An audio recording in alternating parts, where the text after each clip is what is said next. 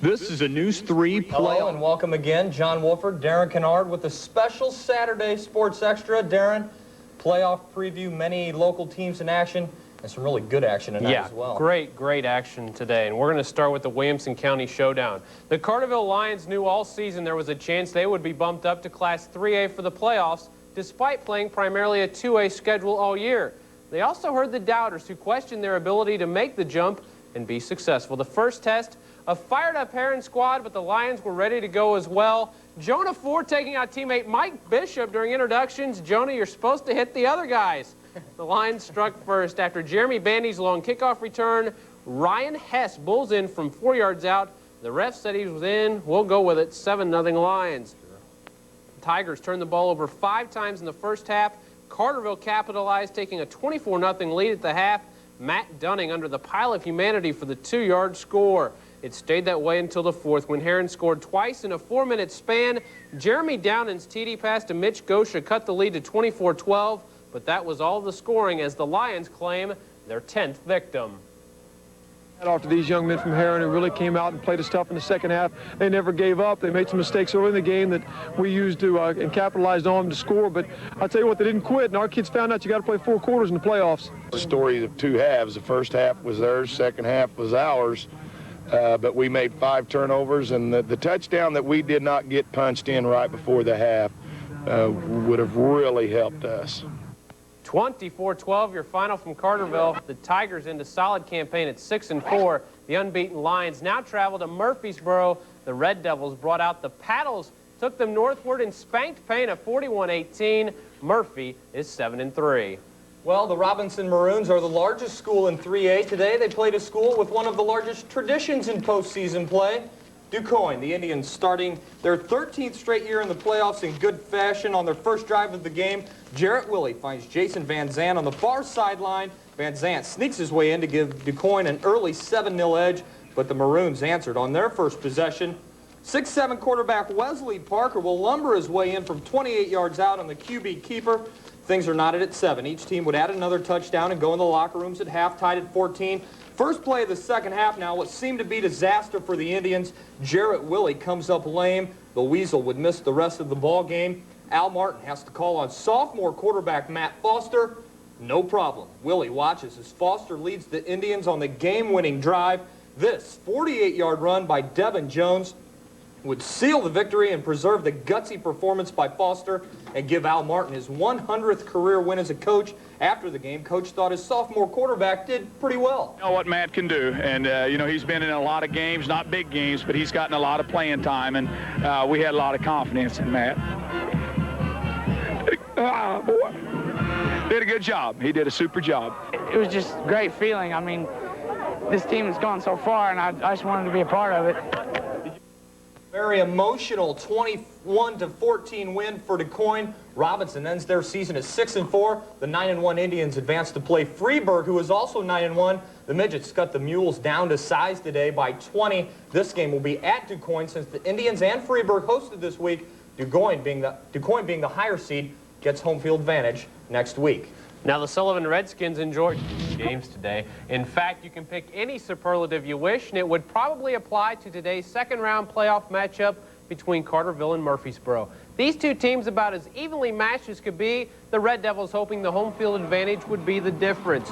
Both coaches watched a penalty-plagued first half, so we move on to the third quarter. We were tied at 7. Brock Loveless goes up top for Mark Chastain. The 15-yard toss into your living room made it 14-7. Lions. The Red Devils answered quickly. Through the air as well, Michael Marks finding a wide-open Joe Gray for a 47-yard score, tying the game at 14. Now the fourth quarter saw another Loveless to Chastain TD, but the Lions missed the extra point. So trailing 20-14, Murphy called on fullback Mark Albertini for his second score of the day. He knocked home the extra point for a 21-20 Murphy lead with just over 5 to play.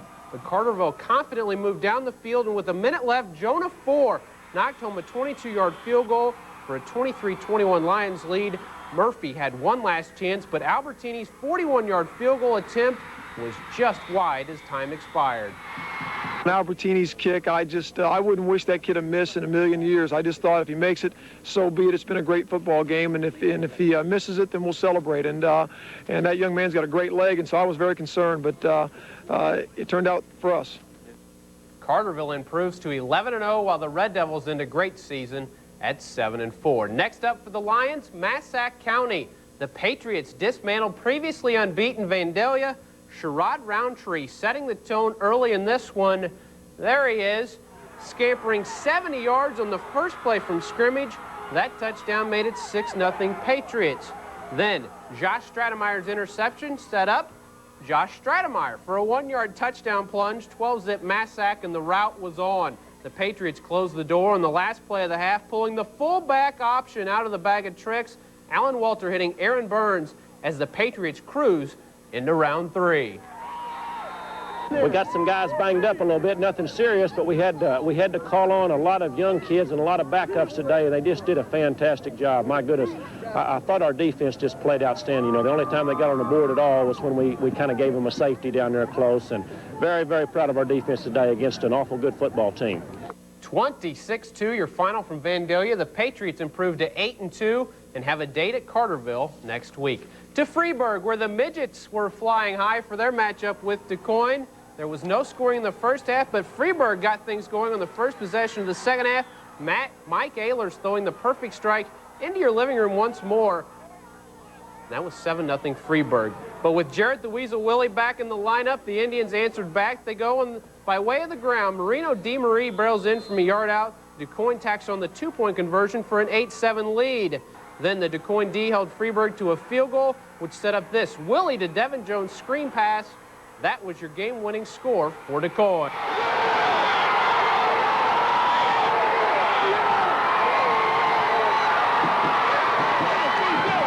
I said the offensive line, the offensive line are all seniors. I said, seniors, you're going to have to block your best. I said, this might be the last time you guys get to block for us. And I said to everybody else, I said, this is the season right here.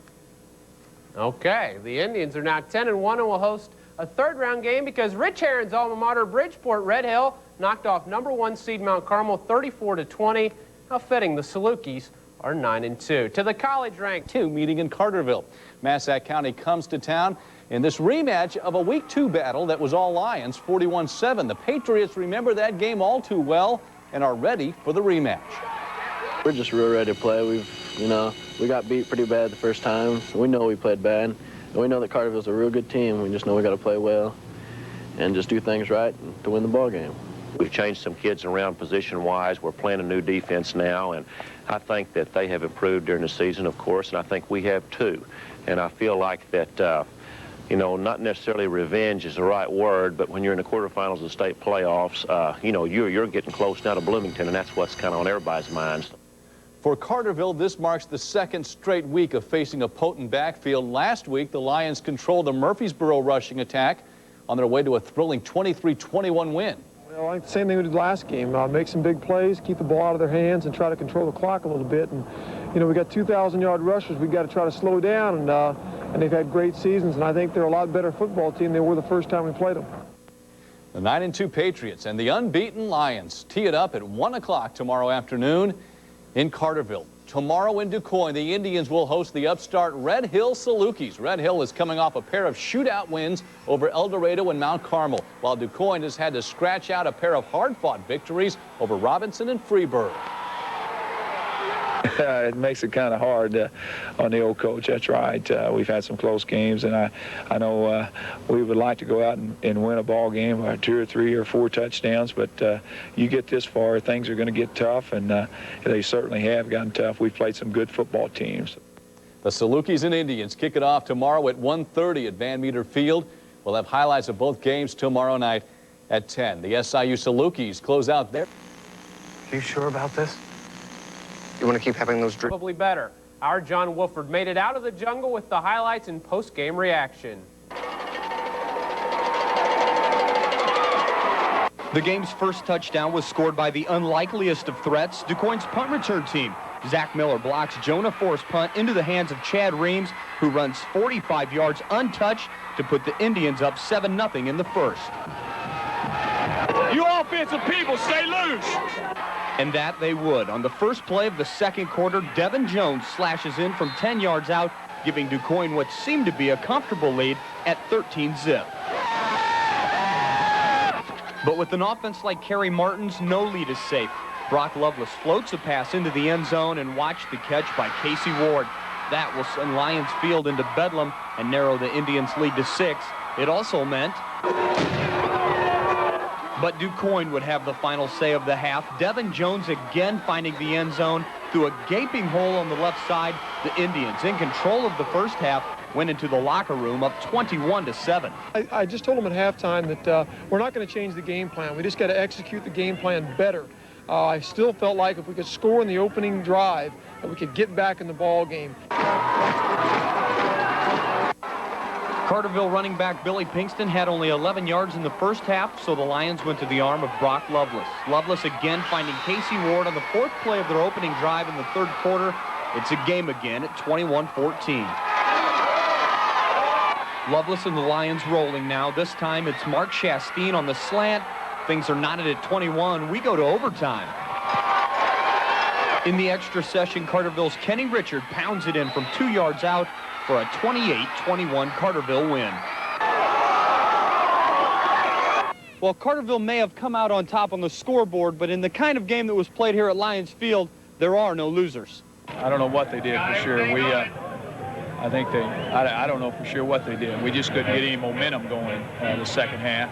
Any smart team would do that. We double team Chasteen, and that's what makes our passing game so good is we have two good receivers, and they double team Chasteen, they left Casey open. You just can't do that with us. Well, Coach always telling us, this is your week, He's been saying it for a while, and thank God that this was my week and I came up big and I did the job.